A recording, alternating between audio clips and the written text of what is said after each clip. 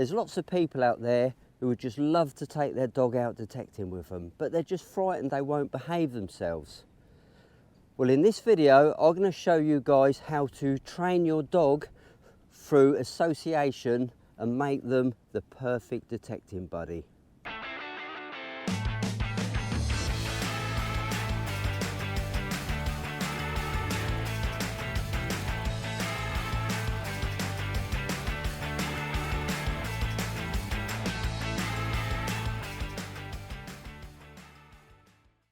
Most of you out there know me as the man in the field with the metal detector, but what you probably don't know is I'm a qualified dog trainer. So today I'm going to keep one foot in the metal detecting world and the other foot in the dog training world. Well, many of you have seen Missy on camera, my other German Shepherd, and she's really well behaved. However, today I've got Remy with me, aka Bony Tony. He's just turned 1, his hormones are raging, he's got loads of energy and he's part Mali. Now, this is going to be a difficult task. What I want him to do is associate metal detecting with work, and we're going to do this through play. Stay with me on this one, it's going to be interesting, but because he's a Malinois, it also makes him very smart.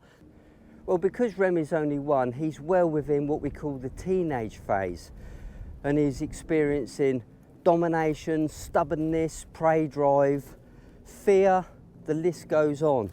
And it's only when he gets to about 18 months he starts to reach this maturity stage, a mature dog. So training your dogs at an early age is essential. So you're actually joining me today with our second session out in the field. I'm planning about 10 sessions with him just to make him comfortable with me detecting. So first of all, we're going to use the detector just to get him used to what side to go on, what it sounds like, and if we get a bleep, we will reward him, and then we're going to build up this association. So the tools I'm going to be using here are the double-ended 6-foot lead, a recall lead which has a very thin wire on it which can be attached to my belt, and if he's being naughty I'm going to use the Halti, which is also known as the gentle leader in the US. My goal is to not use any tools at the end of the sessions, and we have a well-rounded, well-behaved dog. But the rewarding will change. I've got some treats and what I call a high value reward. I can't show you it, but it's his favourite ball. So a lot of people say my dog isn't food motivated when out in the field. All dogs are food motivated or they're starved. It's just what takes priority when we're out in the field. I know Remy doesn't particularly react well to treats, especially if the ball is on offer. So we're just going to work with those two things. It's called operant conditioning. What are the potential hazards? Well, I'm looking around here. There is a footpath about, I don't know, 200 yards up there. But my biggest problem would be wildlife. So I'm going to detect up and down for a little bit, perhaps flush out any wildlife what's there, but he will be on the lead. Obviously, if there's sheep or cattle or any other danger around you, perhaps it's not the best place to do your initial training, especially with a young dog. So here we go then, the machine is switched on. What do I want from the dog? For a start, I want him on the left-hand side. Other side, good boy. You want your treats or your reward on the same side you want the dog to heel. Good boy. And if he checks back and looks at you, good boy. Always give him praise. Let's go. So we haven't got the spade at the minute. Other side. Good boy. What a good boy. So what we've done now, we've already started releasing those endorphins. We're making him feel good about himself. We're giving him lots of praise. And another little tip, if your dog pulls on the lead, what you don't want to do is pull back, because if a dog feels pressure, it will naturally go in the opposite direction. So if your dog's going away, it's got to come back on its own steam. Let's go. Yes, good boy. Here we go again. There's no good pulling him. Let's go. Good boy. Good boy. So that is phase one. He's done really well. He's calm next to a detector. Some dogs are really frightened, especially young dogs.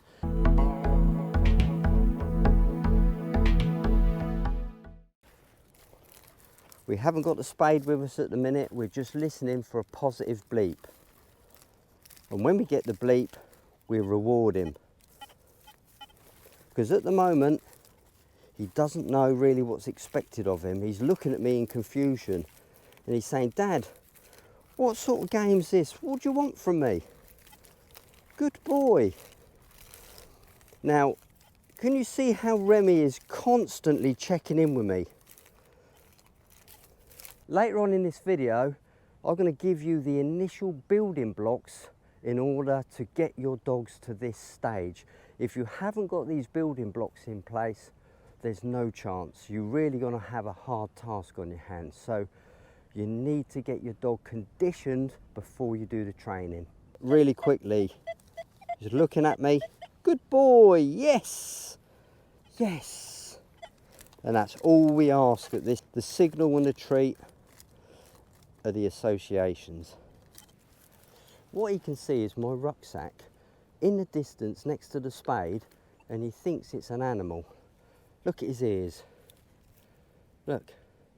Now if I let him off, he'd go tearing after that rucksack. So we use the command, leave it, good boy. So the reason I didn't use the spade on that pass is because if he knocked his head against it or bumped himself against it in the early stages, he'd then become fearful of the spade. He'd build up a negative association, and that's not what we want. We want positive associations with everything to do with metal detecting. And another little tip here is never set your dog up to fail. Always set them up to succeed, and always finish your training session on a high. So what I'm going to do now, I'm going to speed things up a little bit because it's going to end up being quite a long video. I'm going to go and get the spade, and because Remy's behaving himself on the 6-foot lead, I'm going to clip up the extending lead. I'm going to clip it to my belt so he's got a little bit more freedom, and we're going to work alongside each other and do a bit of detecting. Let's go. Good boy. And you'll see when he's looking at me, he's focused. The minute his nose goes down, he's not focused. This is why I want him to keep dialing in, looking at me, and that's why I reward it. Let's go. Good boy. Yes. Good boy. Now we haven't even turned this training up a level yet. This is still the very basic stage. But what I will do when we get a good signal, hey, nose down again, hey, this side. When I get a good signal, I'll show you how we turn this training up and make it into a game. At the moment, he doesn't know I've got a high value treat or high value toy in my pocket. Once he knows I've got that, the whole dynamics of this training is going to change. Yes! Good boy! Good boy!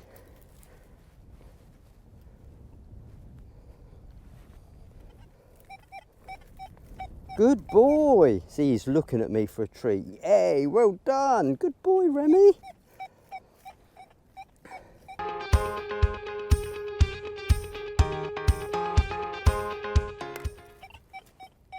So now we've got the target, we're going to dig it out. Good boy!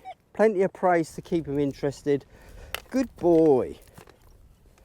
Good boy! See, he's looking in the hole. Good boy! Yes! Good! Yes! It's quite a deep one, I think, this one. So you've got to be patient, Rem. You've got to be patient. Oh, look, I can see what it is. I can see what it is. Look. It's a ring pull. It's a ring pull. Yes, it is. Hey, good boy. And there's the high value treat. Good boy. Lots of praise. Yay. Good boy. Good boy. Yay! So now he's going to have a little moment of freedom, a little play with his ball, and now he knows what's going on. He's going to remember this. The more we do it, it's going to become normal. So, yay! Good boy. Lots of fuss. Sound like an excited woman, but that's what we got to do to train our dogs. The reason why I'm giving him a ball and not a treat is because he's not very treat motivated in the field. Most dogs are treat motivated in the home, for example, but in the field there's too many other things going on, so you've got to ramp that up a little bit. And the second reason I'm not giving him too many treats is because obviously he'll have a weight problem. The simple process is reward good behaviour and challenge bad behaviour, and it is as simple as that. And if you've got to use items like balls or treats, that's great, that's the way to do it. So as they say, the fastest way to train your dog is slowly. Don't be in a rush to get results. If you can finish on progress, well, that's been a good training day. But expect to go back a few steps sometimes in order to go forward. Oust! Good boy. You can have that ball for that. Leave it. Good boy. Good boy. So the high value treat goes in your pocket, the same side you want him to walk. So just remember, this is speeded up a little bit. This may take you 2 or 3 sessions to change from treat to ball. You've just got to find out what motivates your dog the most. Let's go. Look how now he's really focused on me. In fact, he's at the stage now where I could take the lead off. In fact, he's got the lead off now and he's still focused. Hey, good boy, good boy. Let's go. Good boy. Stay, stay.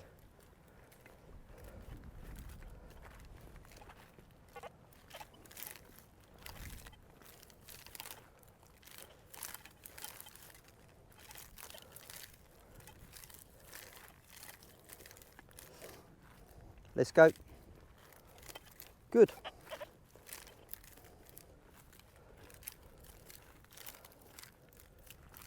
Still got the double lead around my neck just in case we see any wildlife, dog walkers, shooters, anything like that. So what I like to do when I've got Remy in a calm state and he's doing what he's told, really, he's focused on me, I like to have a little break. Now, when we're detecting, that's working. No sniffing, no pulling, no mucking about, he's dialed into you. But when we have a short break, I want to release my dog. So what do I do to release him? I use the term free dog. Free dog means he can go and have a sniff, do his toilet, do whatever. But as soon as we go back into the working command, that finishes. So let me just demonstrate that to you.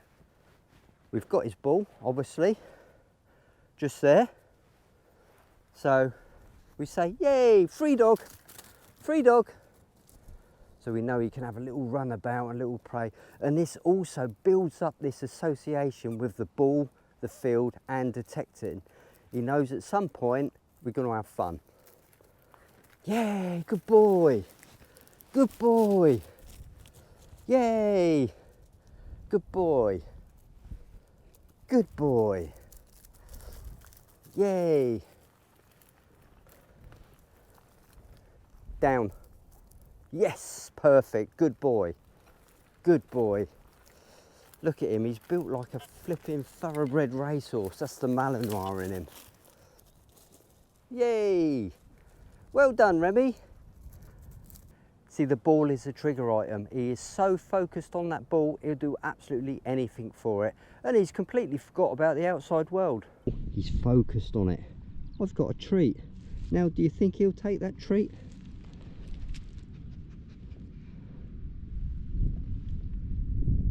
Focused on that ball, doesn't want a treat. How do we build this initial association with our dog? Well, that's with treats.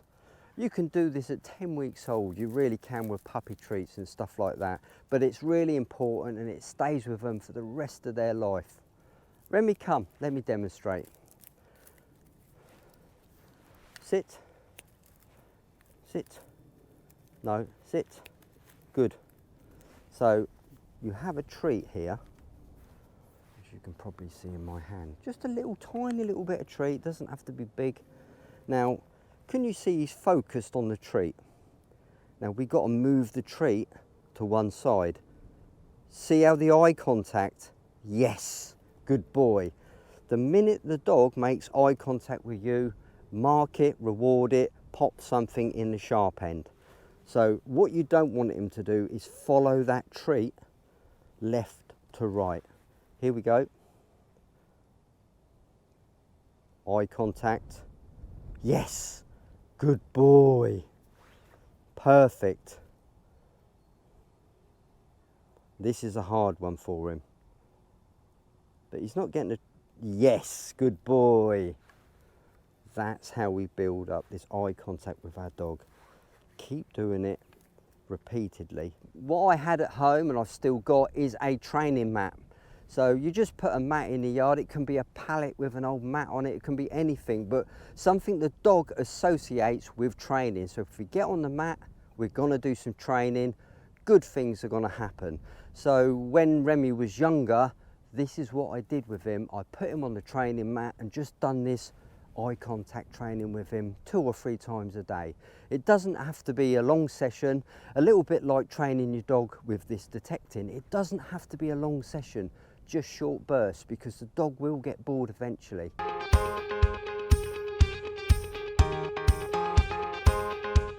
There you go, that's a good one. And Bone is there looking for his reward, look. But we're going to add another behaviour into this. Bleep, dig, reward. We're going to go for bleep, action, dig, reward. Let me demonstrate. So when he hears a bleep, good boy, down. That's the action, stay. So now the reward, yeah, good boy, good boy. So why did I add in that extra action when I was digging? Well, that's purely a safety device. When you're digging, you're not really concentrating too much on your dog. So if it's close to you, you can quickly grab it if something goes wrong. Now, would I trust my dog? No, I wouldn't. I wouldn't trust any dog, if I'm to be perfectly honest with you. If he saw a pheasant or a deer or something like that, he'd be gone in a shot. Now, that isn't just down to training, that's down to his age and his prey drive and the energy and the testosterone. It's all part of these factors. And dogs make bad decisions all the time, but it's up to the owners to try and make sure they don't make bad decisions. There's one. Good boy, Remy. Good boy. Yay. Down. Good. Good boy. There it is, tiny little screw. Yay, good boy, good boy. Well done, Remy. Good boy. What have we got here?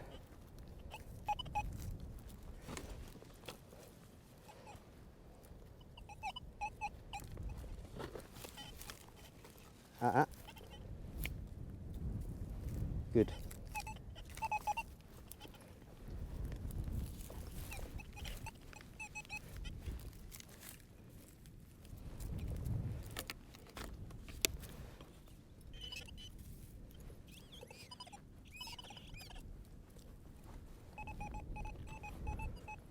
Look at that. It's a flipping shotgun cartridge, but that don't matter to Remy. Good boy, good boy. Hey, what a good boy.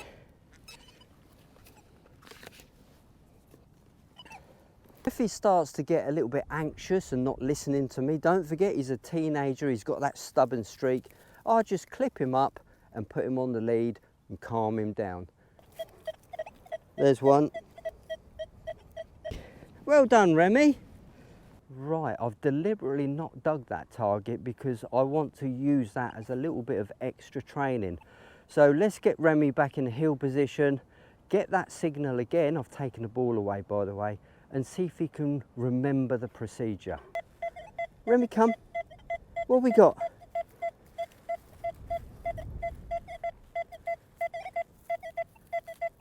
Yes, what a good boy. Yay, absolutely perfect. Hey, what an absolute superstar. He's done a great job, hasn't he? Well, that's a condensed version of training your dog when you're metal detecting. It takes time and patience, so stick with it, guys. And if you've got any dog training questions, why not post in the comments below? I'll try and answer them. Well, that's it. Subscribe if you think this content was useful. Thumbs up, thumbs down twice if you don't like it. And I'll see you on the next video. Bye for now.